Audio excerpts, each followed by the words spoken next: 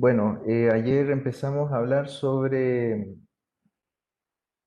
el concepto de desarrollo, el desarrollo humano, el concepto de desarrollo humano.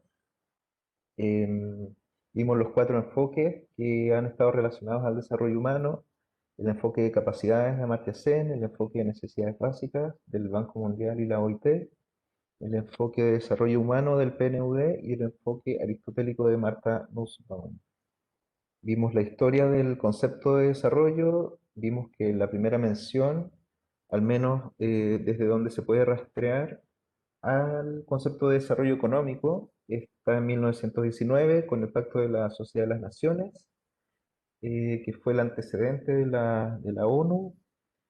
Vimos que el concepto de desarrollo humano se empezó a utilizar en 1970, que surgió como una crítica al concepto de desarrollo entendido como desarrollo de cosas, desarrollo material, eh, a la visión técnica del desarrollo. Entonces, el desarrollo humano propone que el fin del desarrollo tiene que ser beneficiar a las personas. Pero cuando se empieza a puntualizar el fin, porque beneficiar a las personas es algo súper amplio, ¿cierto? Entonces, cuando se empieza más a puntualizar qué significa beneficiar a las personas, es que los distintos enfoques empiezan a diverger y a proponer cosas distintas. Todos los enfoques que vimos tienen ciertas críticas que se les pueden hacer, y vimos que el enfoque que podía ser más consistente y que podía resolver algunas críticas eh, a los demás enfoques era el enfoque aristotélico de Martha Nussbaum. A pesar de que Martha Nussbaum y ese enfoque nunca se aplicó al concepto de desarrollo, más bien lo que hizo em, fue, em, fue hacer un diálogo con la teoría de capacidades, con el enfoque de capacidades de Martha.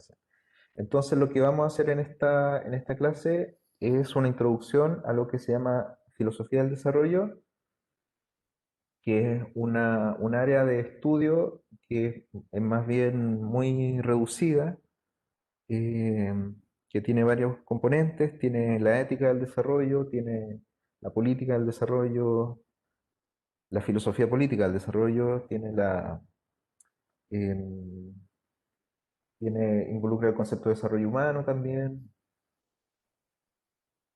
em, No estoy pudiendo pasar. Ahí sí. Entonces, acá hay dos libros que hablan de esta área de estudio. Uno es el libro de Hirschlag de los 80, se llama La filosofía del desarrollo revisitada, y otro es La ética del desarrollo de Denis Goulet. Eh, Goulet es interesante. Goulet, porque Goulet es un filósofo norteamericano que empezó a escribir en los 60, hizo su doctorado en ciencia política en la USP en Brasil, y él desarrolló y creó toda el área de estudio, la disciplina que se conoce como ética del desarrollo internacional, International Development Ethics, que tiene una asociación internacional y todo el asunto. Este libro de ética del desarrollo es su tesis doctoral y es del año 1965. Acá hay un par de citas que hablan sobre la filosofía del desarrollo. La primera es de Goulet. Dice: en la formación de los desarrolladores es indispensable que se proponga a los especialistas interesados una doctrina coherente del desarrollo, administradores, geógrafos, ingenieros, médicos, y no es indiferente que el contenido de esta filosofía del desarrollo sea de un determinado estilo. Cree este autor que las únicas respuestas verdaderamente aceptables son las diversas formas de un auténtico humanismo no materialista. Denis Goulet, hay que decirlo, viene de una tradición humanista. Su mentor principal es Louis-Joseph Le Bret, que es un sacerdote católico francés, economista también. Y Le Bret tiene el concepto de economía humana, que es muy interesante, es bastante interesante. Le Bret escribe en los años 40 y 50, es bien pionero en el tema. Una segunda cita es de José Medina Echavarría, que fue un sociólogo español que trabajó muchos años en la CEPAL. De hecho, es uno de los precursores de nuestra división de desarrollo social. Y en 1967 él publica un libro que se llama Educación, Filosofía y Desarrollo, que dice, y dice en este libro una cita, una entre varias citas, de la filosofía del desarrollo hemos pasado a la filosofía de la prosperidad. No hay por lo visto manera de evitar que el hombre esté siempre ante algunas dificultades, de suerte que cuando vence los problemas de la escasez, se encuentra de pronto con los problemas de la abundancia. Entonces, este concepto de la filosofía del desarrollo es bastante antiguo, se ha utilizado, más nunca se ha profundizado tanto en el concepto. Entonces, lo que hoy día vamos a hacer va a ser una introducción a al área de estudios que es la filosofía del desarrollo. Vimos ayer, como ya les decía, que el enfoque aristotélico del desarrollo humano en los textos de Martha Nussbaum propone un enfoque aristotélico de virtudes no relativas, así es como llama su paper del año 93, en discusión con la posición moralmente subjetivista de Amartya Sen. Martha Nussbaum propone una lectura aristotélica del concepto de capacidades, que es el concepto de Sen, de Amartya Sen. También enfatiza en este esquema el rol de la eudaimonía, que es la felicidad aristotélica, y también de la frónesis, que, que en español se traduce generalmente como prudencia, en inglés se traduce generalmente como razón práctica. Y una de las críticas que se le puede hacer a Nussbaum, que es en verdad no una crítica en sí, sino que es una omisión o una falta de visión, podríamos decir, es que no inserta su crítica o su teoría, su propuesta dentro de un esquema conceptual desarrollista. O sea, no aborda tanto el concepto del desarrollo, más bien se queda en la política, en las virtudes y en las capacidades. Esos son los conceptos que ella maneja. Entonces, para proponer un enfoque aristotélico del desarrollo humano, eh, lo primero sería empezar por entender qué es el desarrollo, este concepto del desarrollo como desarrollo en términos genéricos. Y para entender el desarrollo desde una perspectiva aristotélica hay que entender entonces el concepto del cambio. El cambio que es un concepto principal en la filosofía antigua. Entonces ahora lo que vamos a ver es el concepto del cambio. Les pido que presten atención porque al final de cada sección van a haber un par de preguntas eh, que se van a guardar. Entonces, para ver que ustedes estén atentos, vamos después a revisar cuán correctos estuvieron las preguntas. Así que ojo, atención, ojo y oído. El concepto de cambio. Entonces, pensar el desarrollo implica pensar en primer lugar la naturaleza del cambio, que no es trivial, no es algo trivial. La pregunta por el cambio, que es la pregunta por el ser, por lo que es y por el devenir, fue tema principal en la discusión de los filósofos presocráticos, o sea, antes de Sócrates. Hubieron bastantes filósofos que se llamaban los filósofos de la naturaleza y se preguntaban por el cambio. La pregunta principal es cómo puede existir algo que es, algo que ahora es, que está siendo, pero que antes no fue. O sea, cómo puede surgir algo de la nada, porque algo que es ahora y que antes no fue significa que algo que ahora es está surgiendo del no ser. Entonces la pregunta es cómo de la nada puede, o del no ser puede surgir el ser. Una pregunta muy filosófica. Heráclito propone una de las alternativas y dice que el cambio es en verdad la sustancia, la esencia del ser, de lo que existe. El cambio es la esencia de todas las cosas. Entonces, la famosa frase de Heráclito, uno no puede bañarse dos veces en el mismo río, porque la segunda vez que uno se baña ya no es el mismo río, el río cambió, el agua es distinta, las piedras están mojadas de distintas formas.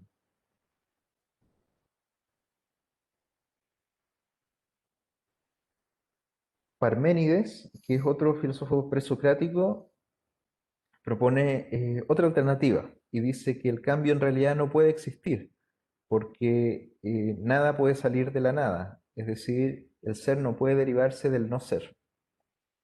Eh, y su conclusión es que este mundo, que está sujeto al cambio, evidentemente no podría existir. Entonces hay un famoso poema, el poema de Parménides, que habla de las dos vías, la vía de la verdad, donde el cambio no existe, y la vida de los humanos, donde existe el cambio. Son como dos mundos distintos.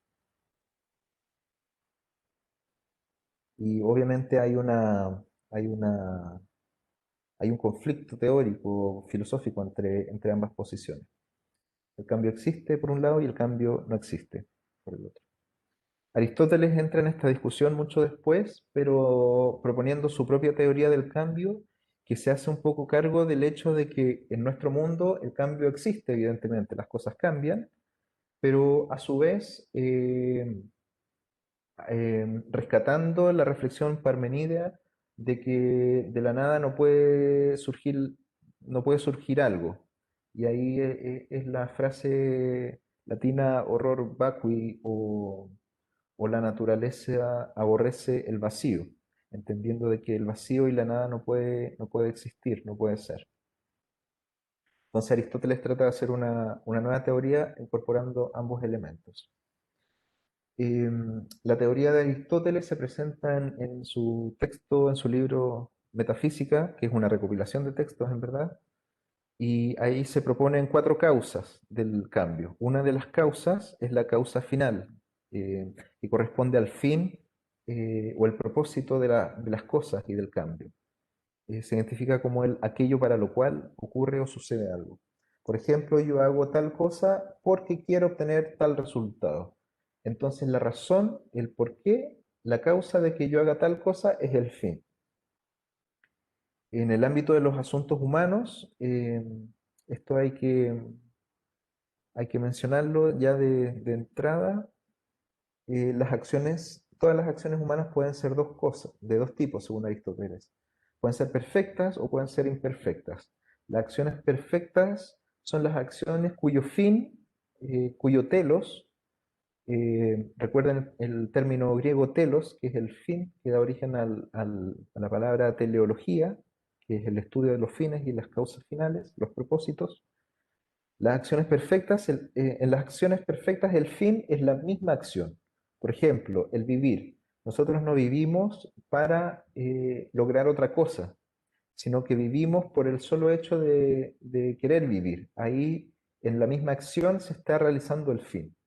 Pero hay otras acciones que son imperfectas porque no son completas, eh, cuyo fin es otra cosa distinta de la acción. Por ejemplo, alimentarse, porque nosotros nos alimentamos para estar sanos, nos alimentamos para no tener hambre, nos alimentamos para poder realizar nuestra vida cotidiana. Entonces, el fin de la acción alimentarse no es ella misma, a diferencia de las acciones perfectas, cuyo fin está en sí mismo. Em, Acá hay otros dos conceptos que habría que introducir. Uno es el concepto de acto y otro es el concepto de realización plena o entelequia. El fin de toda acción, sea una acción perfecta o sea una acción imperfecta, es siempre un acto, una realización de algo. En el caso de la acción perfecta, el fin de la acción es la acción en sí misma, es decir, la acción es el acto o el acto es la acción.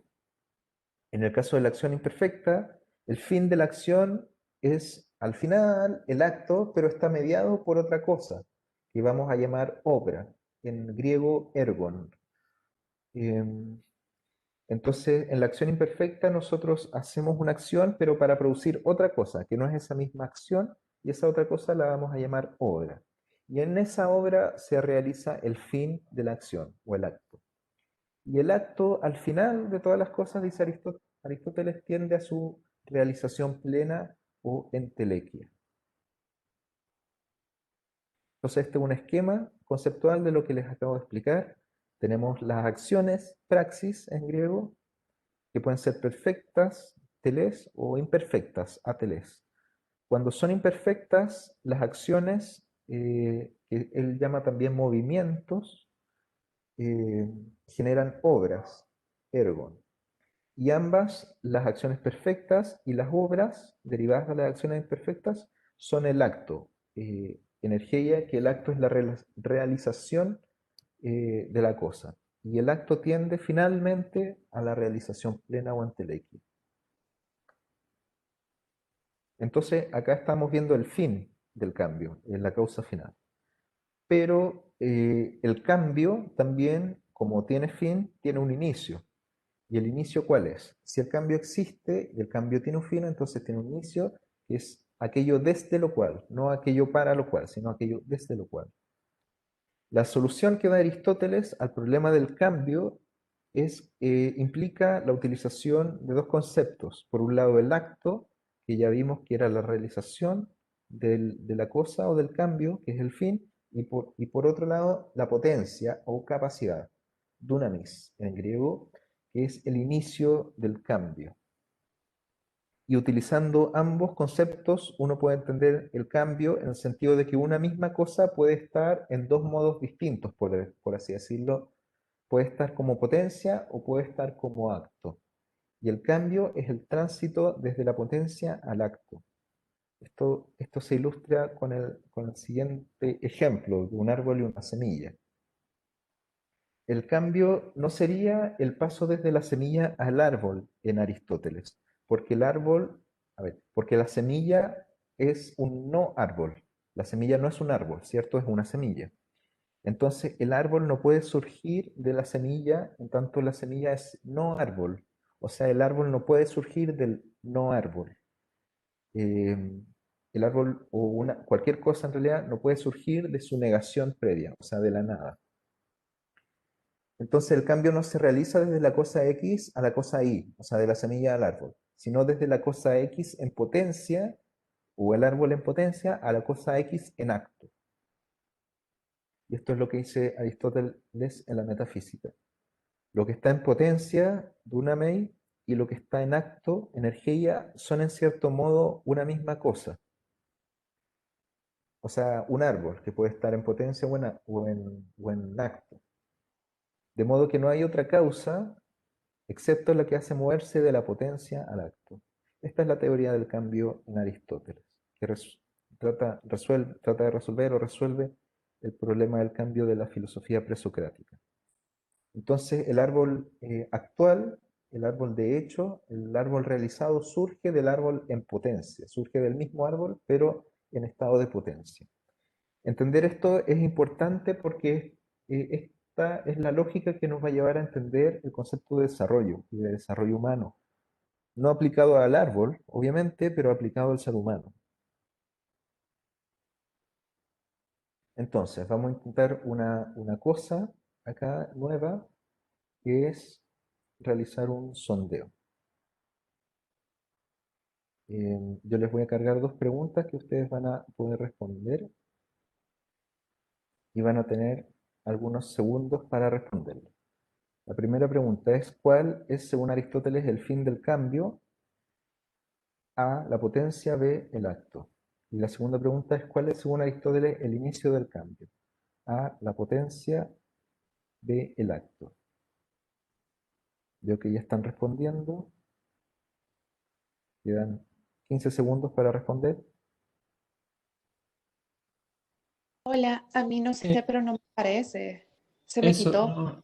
no está Ah, habilitado. Está bloqueado. No, Sí, está las preguntas bloqueado. son diferentes. Las opciones son diferentes, sí. las preguntas son diferentes. Tienes razón. Vamos a hacer un nuevo sondeo entonces. A ver si resulta.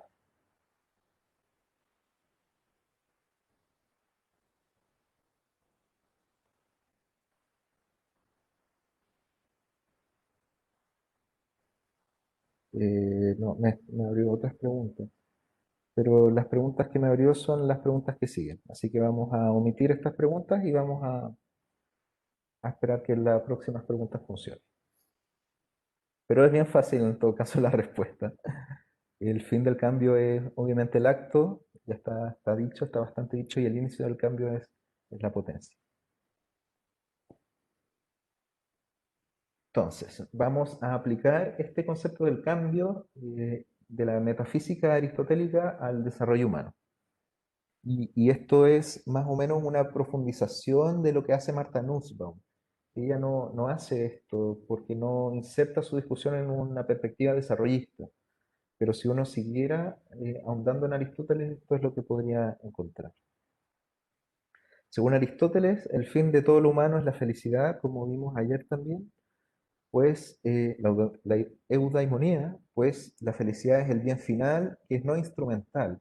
O sea, nosotros no queremos ser felices porque queremos otra cosa, sino que queremos todas las demás cosas porque queremos ser felices, vivir bien, tener una buena vida, ser plenos, etcétera. Dice Aristóteles en la Ética de Nicómaco, después de haber tratado acerca de las virtudes, la amistad y los placeres, que son temas que se tratan en la ética, nos resta una discusión sumaria en torno a la felicidad, puesto que la colocamos como fin de todo lo humano. La felicidad, siendo el fin de todo lo humano, es también acción perfecta, pues recordemos, como dijimos antes, que la acción perfecta no tiene por fin generar una obra externa a la gente ni a la acción, sino que es ella misma, la misma acción es el fin. La felicidad, por su parte, esta es la definición de Aristóteles, es cierta clase de vida, eh, y la vida se da en la mente, en la psique o en el alma, como se traduce generalmente. Por ende, la felicidad es cierta actividad del alma. Y dice Aristóteles en la Metafísica, cuando no hay obra alguna aparte de la actividad, o sea, el ergon, recordemos, las acciones imperfectas, la actividad se realiza en los agentes mismos. Así, la visión se realiza en el que está viendo, la contemplación en el que está contemplando y la vida se realiza en el alma. Y por ende, la felicidad se realiza en el alma, puesto que la felicidad es cierta clase de vida. Entonces, la felicidad es una cosa que se realiza en el alma y es cierta actividad del alma humana. En cuanto al alma humana, y esto es importante, y acá ya vamos a abrir una serie de cosas importantes que hay que tener más atención para captarlas, que son las partes del alma. El alma humana se divide primariamente en dos partes, una parte racional y otra irracional. Cada una de las partes puede estar en potencia o en acto, es decir, las partes del alma tienen que desarrollarse, tienen que realizarse. Una persona no nace siendo racional, ¿cierto? Un bebé no es racional, sino que la razón o la parte racional del alma se desarrolla en la persona, se realiza en la persona, en el alma de la persona. La felicidad humana es entonces la plena realización de las potencias del alma humana, de ambas potencias, tanto racionales como irracionales. Dice Aristóteles en la Ética de Nicómaco, ahora bien, la vida se define por una capacidad de sensación en el caso de los animales. Esta es la parte irracional del alma, que compartimos los seres humanos con los animales y con las plantas. Y por otro lado, por una capacidad de pensamiento, noecios en los hombres, en los humanos. Así, el vivir parece consistir principalmente en sentir, que es la parte irracional, y pensar, la parte racional. Y esta sería la definición de desarrollo humano según Aristóteles, o sea, haciendo una interpretación de Aristóteles. El desarrollo humano será el proceso mediante el cual se realizan plenamente las capacidades racionales e irracionales presentes en el alma humana, lo que da como resultado la felicidad o eudaimonía, que es una cierta actividad del alma de acuerdo con la razón.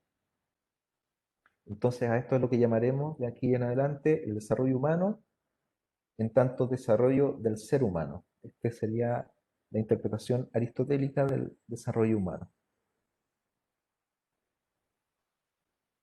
Ya, ahora sí vamos a intentar las preguntas, que son dos. ¿Cuál es el fin último de las acciones según Aristóteles? 1, el placer. 2, la libertad. 3, la felicidad. Y 2, ¿en cuántas partes se divide primariamente el alma humana? ¿En 2, en 3 o en 4? No digan la respuesta, por favor, en el chat. Yo les voy a abrir el sondeo. Eh, Vamos a ver si funciona. Abrir sondeo. Ahí deberían estarlo viendo. Muy bien. Quedan 10 segundos para responder.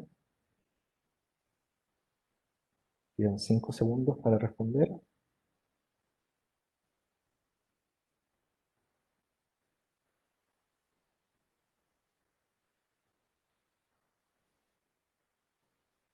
y parece que estuvieron bien en la respuesta. Sí, sí. Bueno, todos acertaron, de hecho. Muy bien. Sí, en la parte del alma algunos no acertaron, pero bueno. Eh, entonces vamos a guardar estos resultados. Em, chu, chu, chu.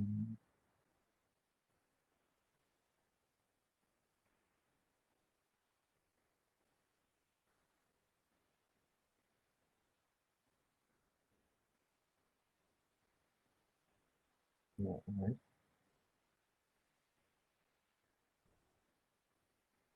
Bah, no sé qué hice.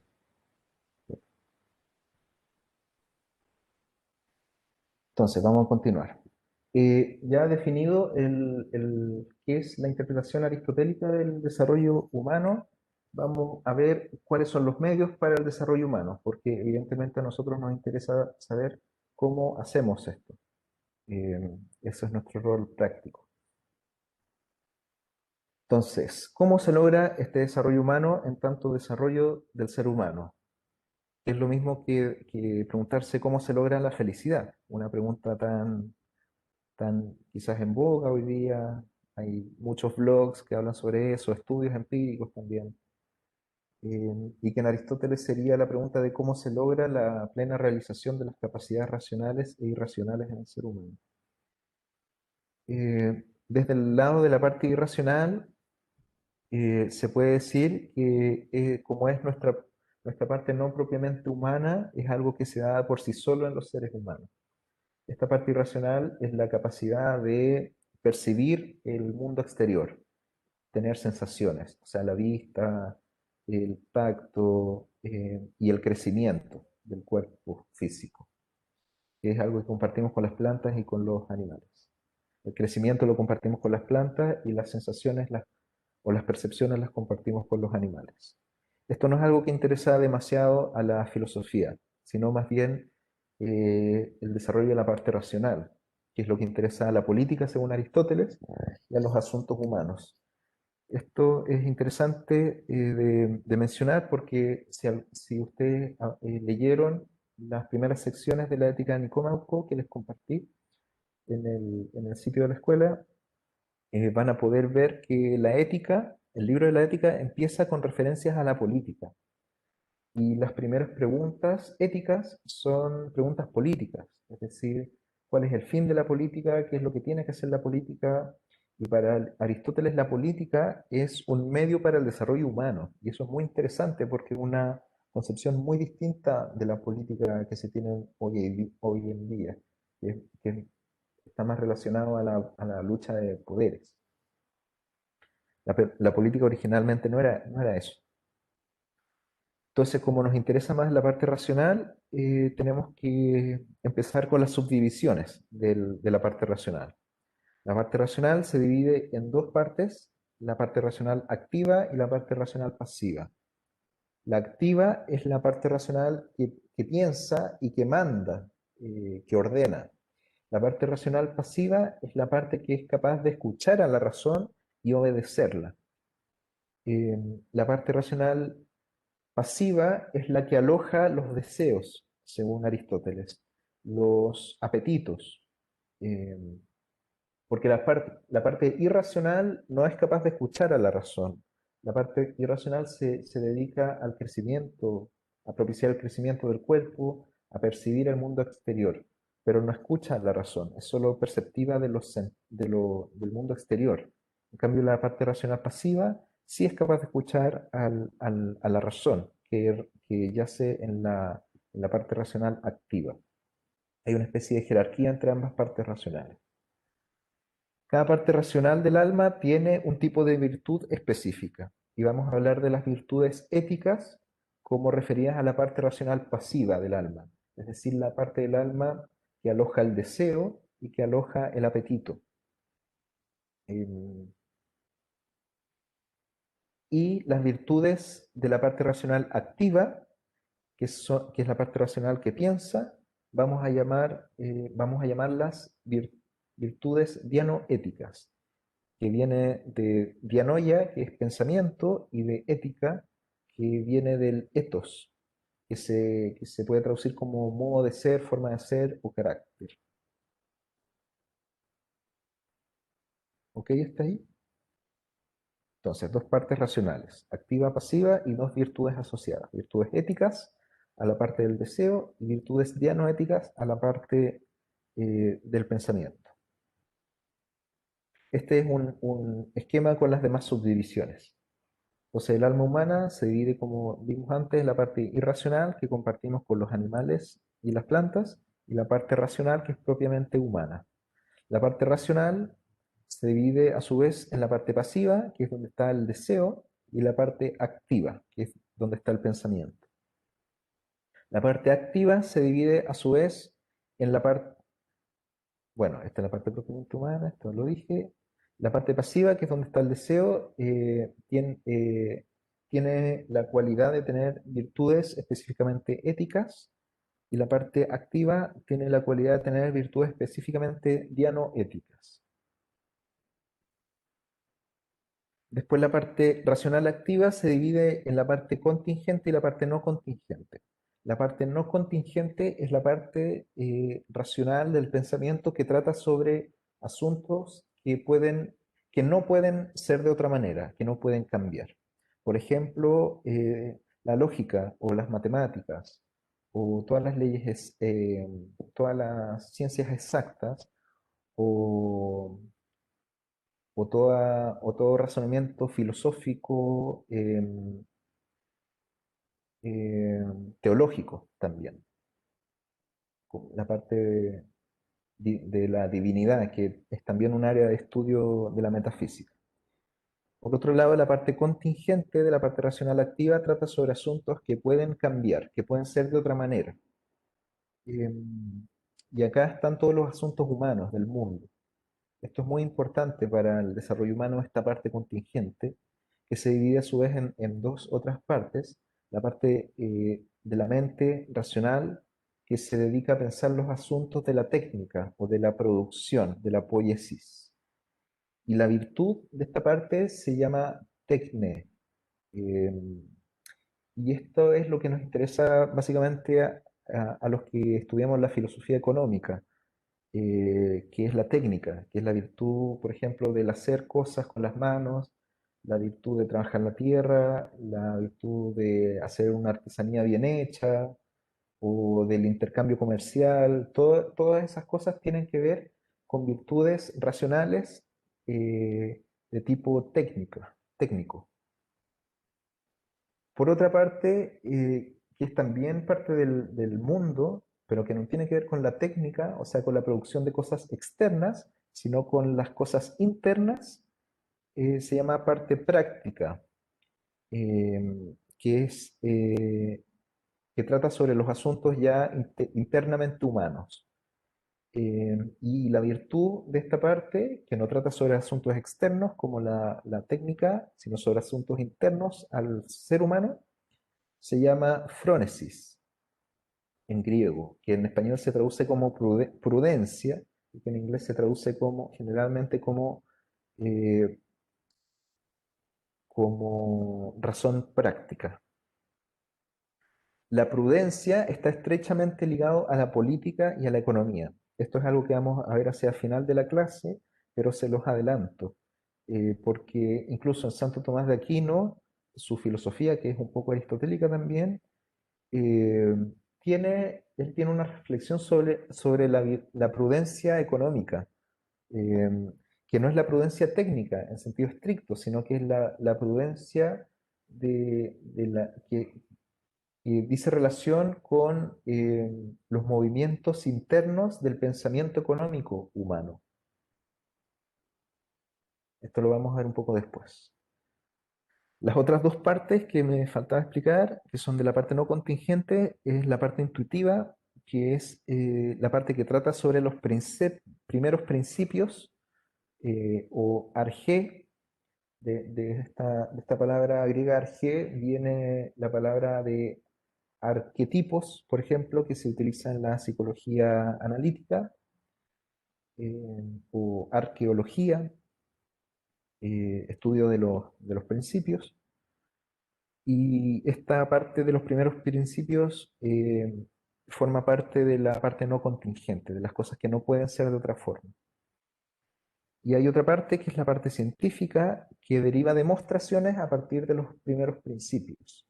Esta parte, la virtud de esta parte es la ciencia o episteme, y esta parte hace demostraciones, por ejemplo, las demostraciones matemáticas, eh, a diferencia de la parte intuitiva que no hace demostraciones. Los primeros principios no son demostrables, según Aristóteles. Y estos primeros principios en filosofía son, por ejemplo, los principios de no contradicción, o sea que una cosa no puede ser la cosa y la negación de la cosa al mismo tiempo. Ese es el principio de no contradicción. Eso no se puede demostrar, eso es un axioma.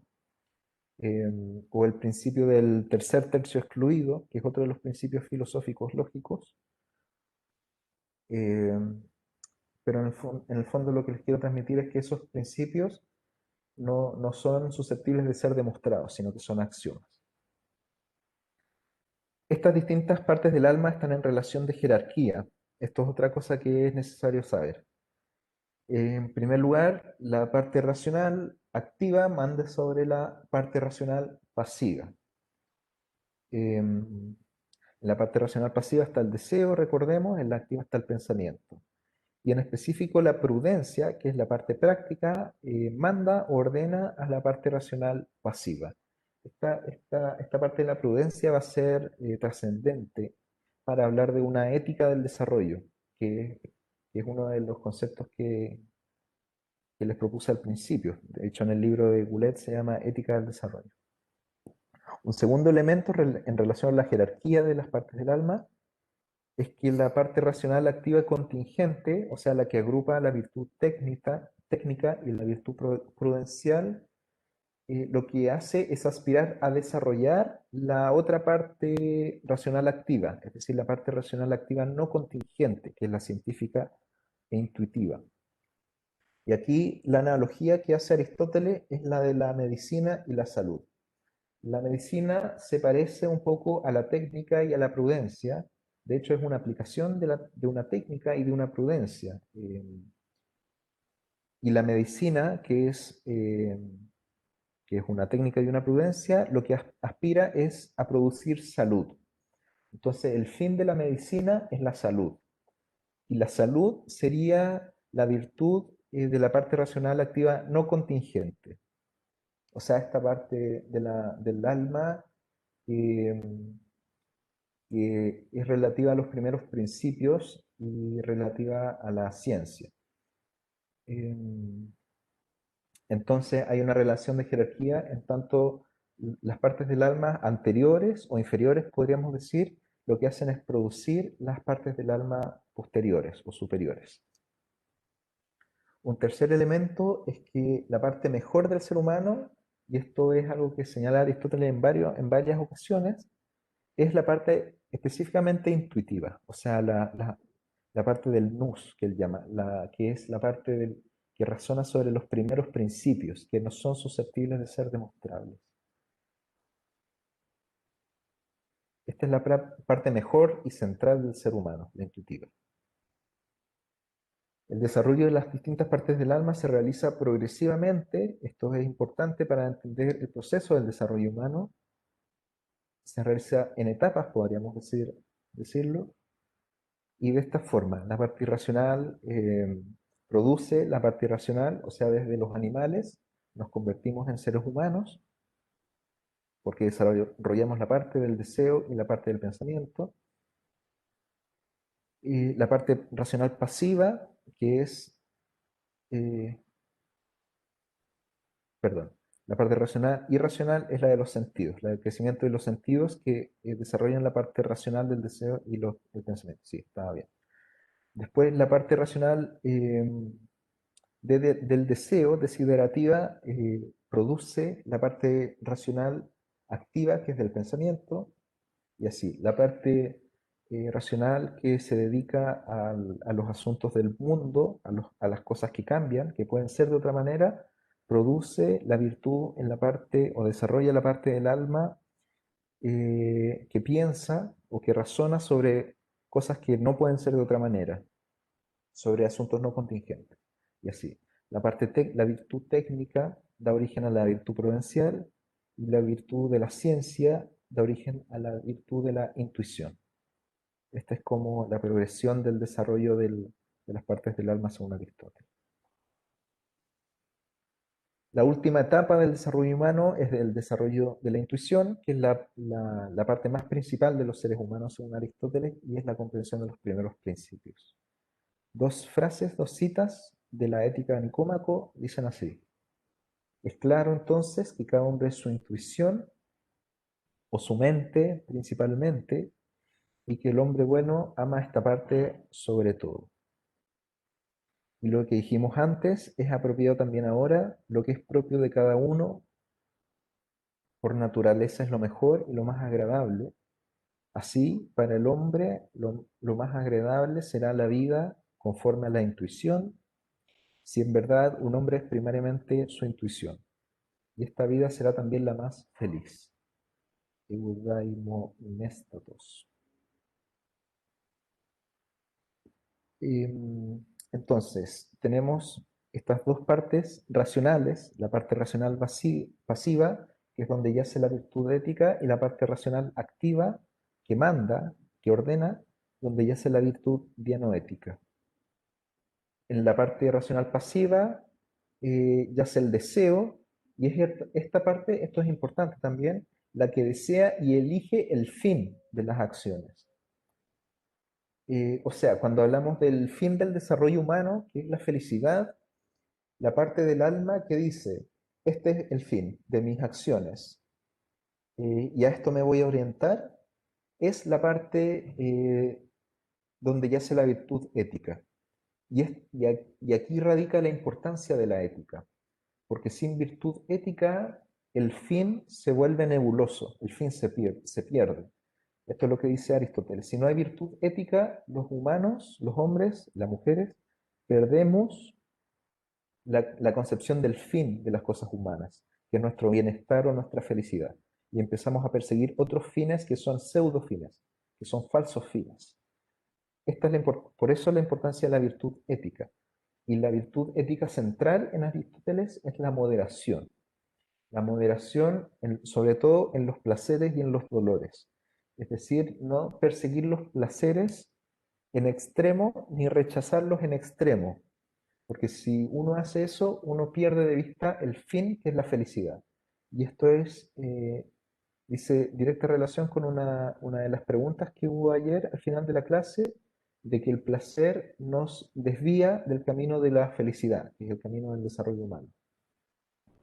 Por eso la importancia de la moderación como virtud ética central. Respecto a las virtudes dianoéticas, que son las virtudes de la parte que piensa o racional activa, esta parte no ve el fin de las acciones, sino que lo que hace es deliberar sobre los medios y realizar las acciones que conducen al fin, que la parte ética dijo que era el fin deseable. Entonces, la frónesis, que es la prudencia o la razón práctica, y también la técnica en parte, elige los medios del desarrollo humano. Entonces, cuando hablamos de los medios para el desarrollo humano, vamos a hablar en específico de la virtud dianoética o de la prudencia en específico, porque estamos hablando de los asuntos humanos que son asuntos contingentes, que pueden ser de otro modo. Por eso la prudencia es central al hablar de los medios, y la moderación y la ética es central al hablar de los fines. Acá hay dos citas de la Ética de Nicómaco que dicen: no puede haber recta elección sin prudencia ni virtud ética, ya que la virtud ética, o sea, la parte racional pasiva, determina el fin, y la prudencia, que es la virtud dianoética de la parte práctica, hace realizar las acciones que conducen al fin. Además, la obra del hombre se lleva a cabo por la prudencia y la virtud ética, etiquén. Porque la virtud ética hace rectos el fin propuesto y la prudencia proporciona los medios para ese fin. Entonces los medios en la prudencia la visión del fin en la ética, en la moderación. Vamos con el segundo set de preguntas. Primera pregunta, ¿cuál es según Aristóteles la parte del alma que es más central en el ser humano? La parte racional, la parte no contingente, o sea, la parte que no puede ser de otra forma, de las cosas que no pueden ser de otra forma, o la parte intuitiva. Y segunda pregunta, ¿qué parte del alma determina y hace rectos el fin propuesto, o el fin del desarrollo humano? ¿La parte racional activa, la parte racional pasiva, o la parte prudencial? Vamos a ver si carga.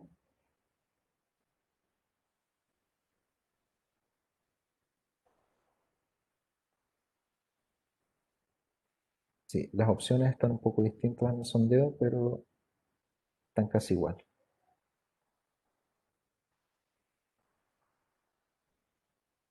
Hay 15 segundos para responder.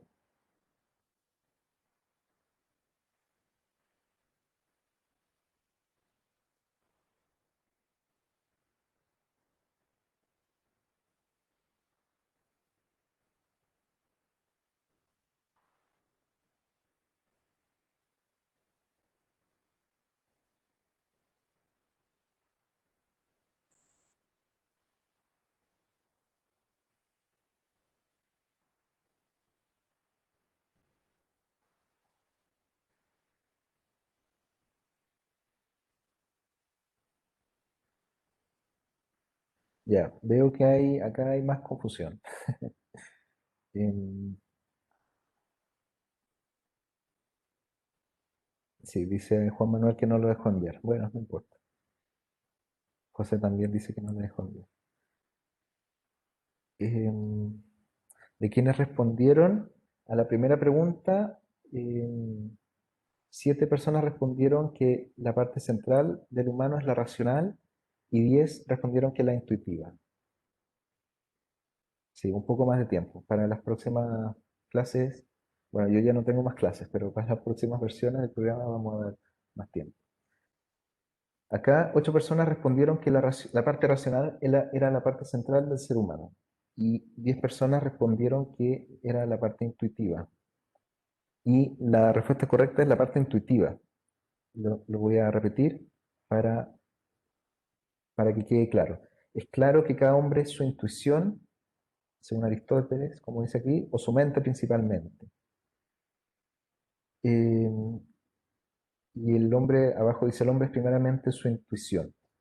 Recordemos que la intuición es una de las partes de la parte racional, no es toda la parte racional, porque la parte racional involucra el deseo, involucra la técnica, involucra la prudencia, pero la parte más central, más central del ser humano, no solo es la parte racional es propiamente humana, pero la parte central de lo humano es la parte intuitiva. Eso respecto a la primera pregunta. Y la segunda pregunta, ¿qué parte del alma determina y hace rectos el fines? El fin, 8 personas respondieron la parte racional activa, 2 personas la pasiva y 3 la prudencial. Y acá la respuesta correcta era la parte racional pasiva, que fue la que tuvo menos respuestas correctas. Entonces esto lo voy a explicar de nuevo. La parte racional pasiva es la parte donde está la virtud ética. La parte racional activa es la parte donde está la virtud dianoética. La parte racional pasiva, donde está la virtud ética, es la que observa el fin, porque es la parte donde está el deseo, y la elección. Entonces el fin es algo que se desea y se elige. Y el deseo es la parte racional que obedece. El deseo, según Aristóteles, siempre tiene que obedecer a la razón, porque si el deseo anda por su propia cuenta, el ser humano se pierde. Y esto es muy parecido a lo que dice también el budismo, la filosofía budista. Hay algunas interconexiones entre filosofía occidental y oriental que son muy interesantes que se están abriendo de a poco en el mundo. pero entonces lo que quiero que les quede claro es que el fin, la observación del fin del desarrollo humano está en la ética, en la parte racional pasiva, no en la parte racional activa, que es la que proporciona los medios para conseguir el fin. La parte racional activa es la virtud dianoética. La dinámica entre estas dos virtudes, o sea, entre estas dos partes del alma y sus clases de virtud es la siguiente. Los vicios éticos, o sea, la ausencia de virtud ética, ceden ante la presencia de la virtud del pensamiento. Y al revés también. Cuando hay un vicio en el pensamiento, este cede ante la virtud ética. O sea, si hay virtud en la parte del deseo, si hay moderación, la parte del pensamiento o de la prudencia crece. La virtud en este sentido siempre le gana al vicio. Y esta es la dinámica de ambas partes. Esto está en un texto de Aristóteles que no es la Ética Nicomaco, que se llama Ética a Eudemo, que es otro de los libros sobre ética. Ahora, ¿qué pasa si no hay virtud de ninguna de las dos partes que pueda vencer al vicio de la otra parte? Y acá entramos a la última sección de la clase, que habla sobre educación, política y economía, desde una visión aristotélica. Y acá entramos más de lleno en lo que podría ser el desarrollo económico, el desarrollo político, el desarrollo personal, que son otras dimensiones del desarrollo humano. Pero para hacer todo este camino, primero tenemos que entender qué es el desarrollo humano, propiamente tal. Si no tenemos claro el significado y los procesos del desarrollo humano, difícilmente vamos a poder orientar la política y la economía hacia un fin común, hacia un fin deseable y correcto. Entonces, esta parte es más que nada una introducción a la política y a la economía.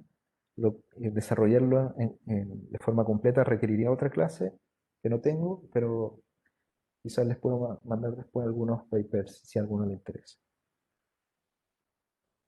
Entonces, respecto a la educación en particular, vamos a empezar por la educación. Dice Aristóteles, existen dos clases de virtud, la dianoética y la ética. Esto ya lo vimos. La ética se origina y crece principalmente por la enseñanza. Y acá es donde entra la educación. Didascalias. De aquí viene la palabra didáctica, de hecho. Y por ello requiere experiencia, empeirías, de ahí viene la palabra empírica, y tiempo, cronos, que viene del dios griego Cronos, que es el que tiene a su cargo el tiempo. La ética, en cambio, que es la parte del alma racional pasiva, donde están los deseos, la ética, que es la virtud ética, procede de la costumbre, como lo indica el nombre de ética, que varía ligeramente del de costumbre, que es ethos, ethos. Entonces tenemos dos componentes. La educación es la que produce la virtud dianoética o virtud del pensamiento, y la costumbre, que es la que produce la virtud ética o virtud en los deseos, la moderación. Y acá hay un libro que es de José Medina de Chavarría, que es la persona que tenía la cita al principio de la clase sobre filosofía del desarrollo. Este libro es del año 67 y se llama Filosofía, Educación y Desarrollo. Y es publicado por el ILPES, por el Instituto Latinoamericano de Planificación Económica y Social, de la CEPAL. Y este libro habla un poco de estas cosas, de estos nexos, de esta interconexión. Ahora, ¿qué es lo que producen la educación y la costumbre? Porque esa sería una pregunta válida, ¿cierto? Sabemos que la educación produce la virtud dianoética y la costumbre la virtud ética, pero a su vez, ¿qué produce? ¿Qué es lo que genera la educación y la costumbre? ¿De dónde viene la educación y la costumbre? Y acá ya entramos a hablar sobre la política y la economía. La economía, que originalmente es la administración del hogar, el oikos, nomos. El oikos es el hogar y el nomos es la administración. El hogar entendido como la hacienda, o sea, el hogar antes era la parcela de terreno que se cultivaba y se trabajaba en agricultura y ganadería, y a partir de lo cual se derivaban materias primas para realizar producciones. Esa era la economía, la administración de la empresa, podríamos decir, de la empresa antigua.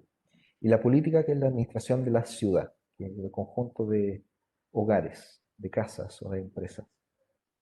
Ambas determinan las costumbres que producen la ética y la educación, que producen la virtud dianoética. La economía y la política son la única salida, por otro lado, cuando está ausente el conjunto de virtudes éticas y dianoéticas. O sea, cuando no hay ni virtud ética ni virtud dianoética, cuando en el alma humana hay un vicio total, completo, que es un alma que está así, que no es feliz, básicamente, que es miserable, que no está contenta, no está realizada. Cuando eso sucede, se necesita lo que los economistas diríamos un shock exógeno. Y ese choque exógeno viene de terceras partes, no viene de la propia persona. Y esas terceras partes condicionan o intervienen a través de la economía y de la política, que son cosas de la comunidad, ¿cierto? Tanto la economía como la política son cosas de la comunidad. La economía más de la familia y la empresa, y la política más desde la ciudad o la comunidad política. Las leyes, desde la legislación, básicamente. Ambas, economía y política, son necesarias también para el bien de uno mismo, como dice Aristóteles, refiriéndose a la economía y a la política. Dice en la Ética de Nicómaco, pues los prudentes, recuerden que la prudencia es la frónesis y los prudentes son los frónimos, buscan lo que es bueno para ellos y creen que esto es lo que debe hacerse. Y de esta opinión procede la creencia de que solo estos son prudentes, o sea, los que buscan lo que es bueno para ellos, aunque quizás no es posible el bien de uno mismo sin economía ni sin régimen político. Y sobre todo porque esto lo elabora Aristóteles en otro texto que se llama Política, que es donde habla más sobre la economía. También en la Ética de Nicómaco no habla tanto de economía, más bien en la política. Y es porque la economía es la que tiene a su cargo la producción de bienes, de mercancías. Y para Aristóteles es clarísimo que las personas no podemos ser felices ni desarrollarnos plenamente, ni realizarnos plenamente sin tener los bienes materiales esenciales, básicos, para desarrollar una buena vida. Por eso, de ahí la importancia de la economía en particular. Entonces, ya terminando la clase, estamos viendo la hora. Esta es la síntesis de lo que hemos visto hoy. Existe un concepto de filosofía del desarrollo y un campo de ética del desarrollo, que es lo que desarrolla Denis Goulet. Si a alguno le interesa, yo tengo varios libros escaneados y PDF sobre él que puedo compartir. Pero para proponer una filosofía del desarrollo desde una perspectiva o enfoque o interpretación aristotélica, como lo inicia, lo esboza Martha Nussbaum, es necesario entender primero el concepto del cambio. Y el cambio en la filosofía implica entender dos conceptos que son acto y potencia. Entonces el acto, o sea, el cambio va a ser el tránsito desde la potencia al acto, que es la realización. Que es la realización de la potencia. Cuando se aplica esta dinámica del cambio o esta lógica del cambio a los asuntos humanos, vamos a dar paso a una definición del desarrollo humano, a una interpretación aristotélica del desarrollo humano, que va a ser la siguiente. El desarrollo humano, desde un enfoque aristotélico, va a ser la plena realización de las capacidades humanas o que yacen en el alma humana. Y estas capacidades van a ser tanto racionales como irracionales, porque los humanos nos componemos de ambos elementos. Eso va a llevar a la felicidad, que es la realización plena de la capacidad del alma humana o del ser humano. Y la felicidad es una actividad que se realiza en el alma y que está de acuerdo con la razón. Para este proceso, que es el proceso de desarrollo humano, se van a requerir ciertos medios, entonces, los medios para el desarrollo humano, y estos medios tienen que ver con la ética del desarrollo y con la guía no ética del desarrollo. La ética del desarrollo es la ética que se produce, que se genera a través de la educación fundamentalmente y que dice relación con el desarrollo de la parte racional que obedece, la parte racional del alma humana que obedece a la razón, donde están los deseos, los placeres, los apetitos y que pueden estar sujetos a la moderación, que es la virtud ética principal. La dianoética del desarrollo va ya a estar más directamente relacionada con, perdón, la ética está más relacionada con la costumbre y la dianoética va a estar más relacionada con la educación, que es la producción de la prudencia y de la técnica, entre otros, porque ambos, prudencia y técnica, van a dar paso a otras virtudes que son más superiores, que son más centralmente humanas, como la intuición. Pero a su vez la costumbre y la educación eh, van a surgir de otros elementos que son comunitarios, que están fuera del aspecto personal del ser humano, que son la política y la economía. Y abordar entonces la política del desarrollo y la economía del desarrollo es fundamental para producir el desarrollo humano, para producir la ética y la ya no ética del desarrollo, que a su vez son los medios para producir el verdadero desarrollo humano o lo que entendemos como verdadero desarrollo humano, que es, que es el camino hacia la felicidad humana. Eso sería hoy día un poco más complicada la clase porque esto ya es derechamente filosofía del desarrollo. Eh, Ojalá hayan podido entender algo. Hay mucho que estudiar en este campo, es un campo poco explorado, que a los economistas nos es un poco escabroso porque no son cosas que tendemos a leer ni a discutir, pero que sin embargo son fundamentales para entender bien qué es el desarrollo humano y para orientar todos los medios y todas las acciones que hacemos en la práctica del desarrollo y en los estudios del desarrollo. Entonces, ahora quedo disponible para preguntas si es que las hay.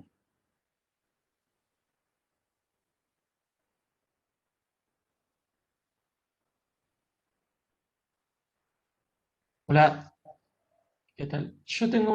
Me quedó una duda sobre la primera parte de la clase cuando hablamos de los distintos conceptos de cambio. En particular esta idea de Aristóteles de la potencia y ¿cómo era? La meta era después, no recuerdo bien la palabra. El acto, el acto. El acto, ahí va. Eh, pero ¿cómo define a la potencia? ¿Como algo que está siempre, o sea, como que ese acto en potencia está siempre presente? ¿O surge de la nada? No me queda claro esa parte en relación al concepto anterior de Sí, Nietzsche. Eso. sí. La potencia es algo que existe como posibilidad, existe como probabilidad, por así decirlo.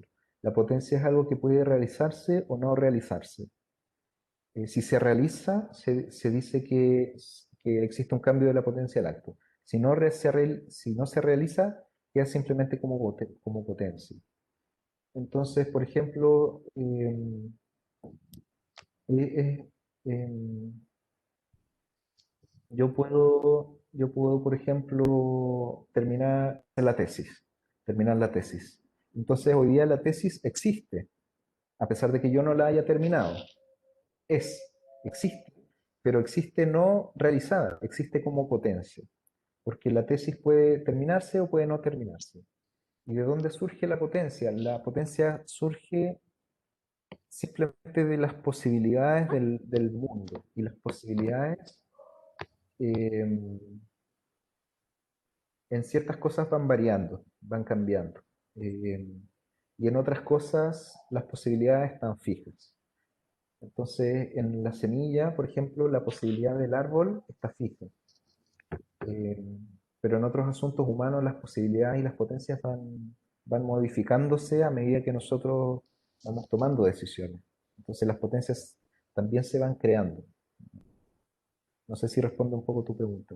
Sí. Entonces, la diferencia o la innovación, digamos, frente al planteo de Heráclito y anteriores, es que como que introduce una nueva categoría entre lo que no es y lo que es, que sería como ese universo de lo posible o de lo probable, Sí, que es la potencia. sí, exacto, exactamente.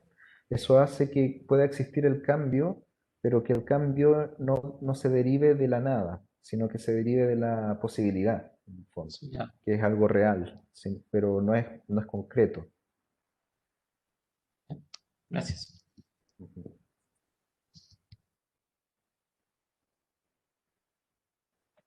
¿Más Hola. preguntas? Sí, Sí, Ángela.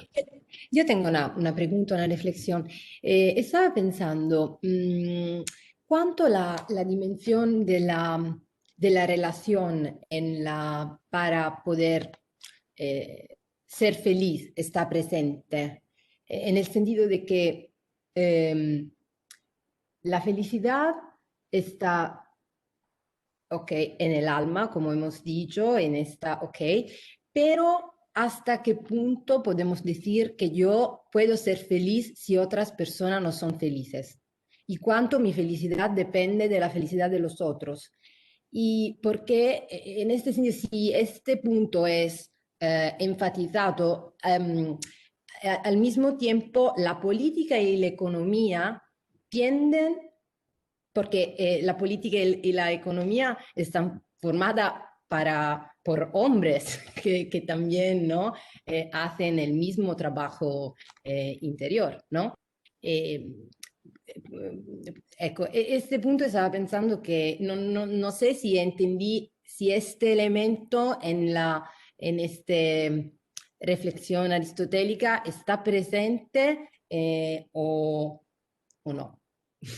Sí, es una buena pregunta. Yo creo, o sea, mi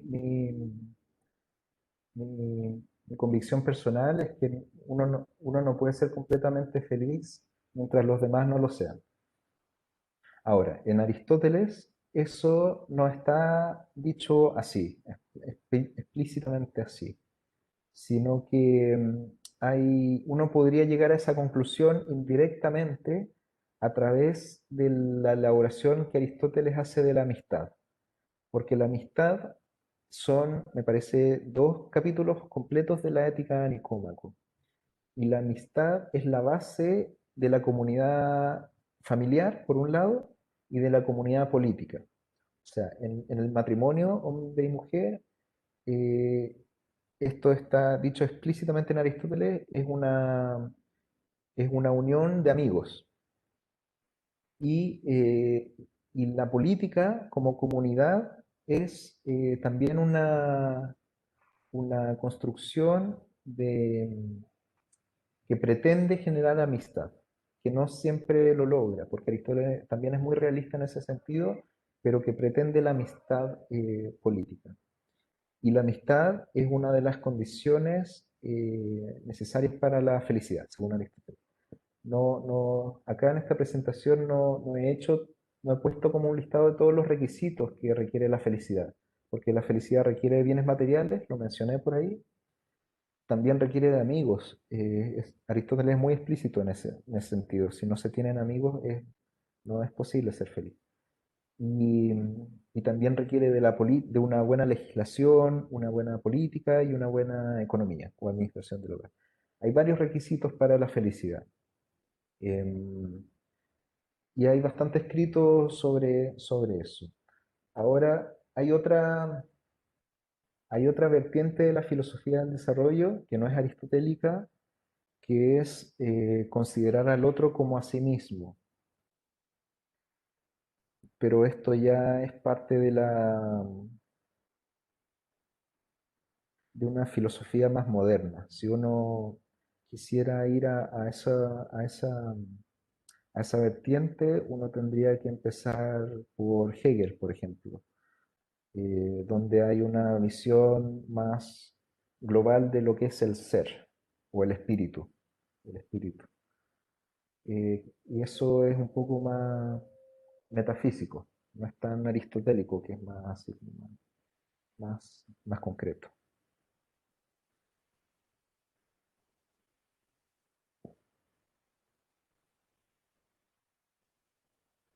Ok, ¿más preguntas relacionadas al desarrollo humano, a la ética del desarrollo o a la ética del desarrollo?